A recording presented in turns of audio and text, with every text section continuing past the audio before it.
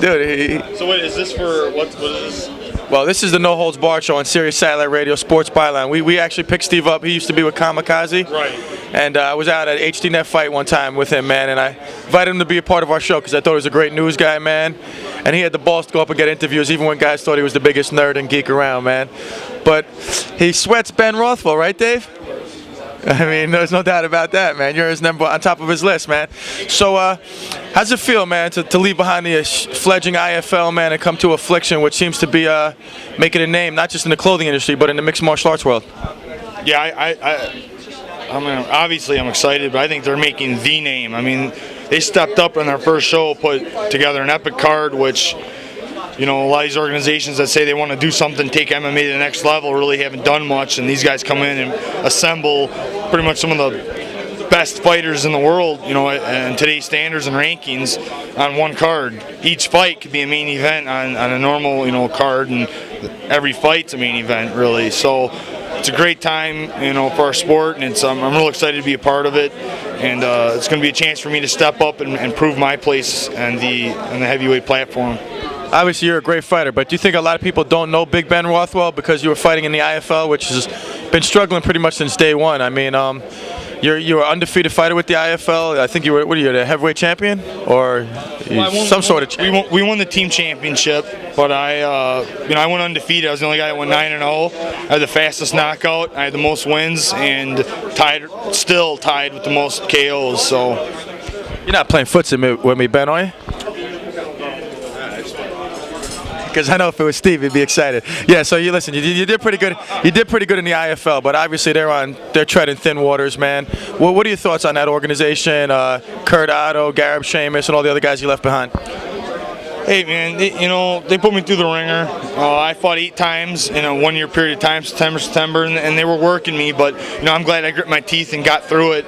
I don't regret anything. I'm glad I was with them. They did a lot for me. It was a lot of great people that worked for them. I hope some of the people that are there get to move on into other places if the IFL has to close its doors. And it is what it is. I had to move on. It was a business decision.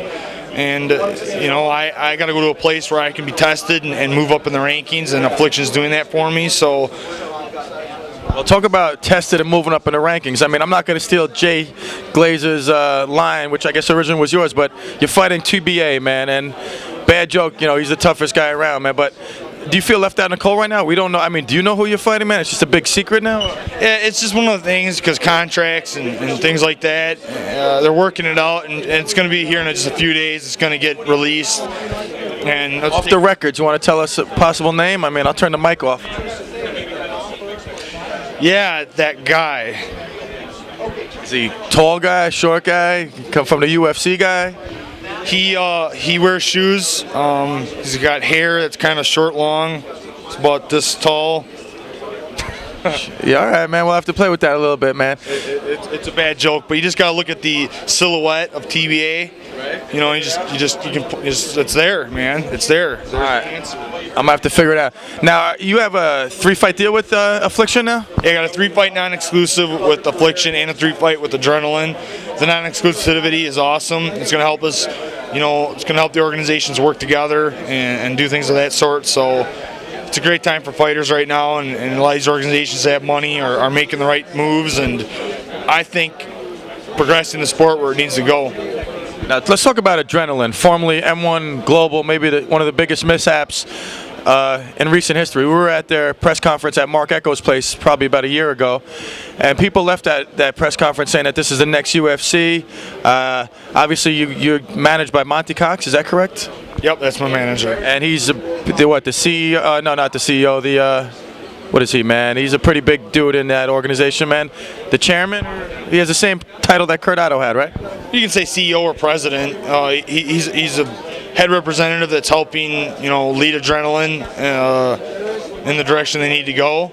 He makes a lot of big decisions and puts the fights together. So, do you think they took a step back, though, man? Coming out, signing Fedor, not getting any cards signed in the first 8 months, and now they changed their name, and they're pretty much, I mean, their first card is a bunch of, I don't want to say no names, but a lot of relatively unknown guys. No, it's Monty Cox is a very smart man. He's a great businessman, and instead of going You know, they signed with Fedor, everything was good, but the management then, as things went down the line, were like, oh, we want this, we want that, we're going to control this.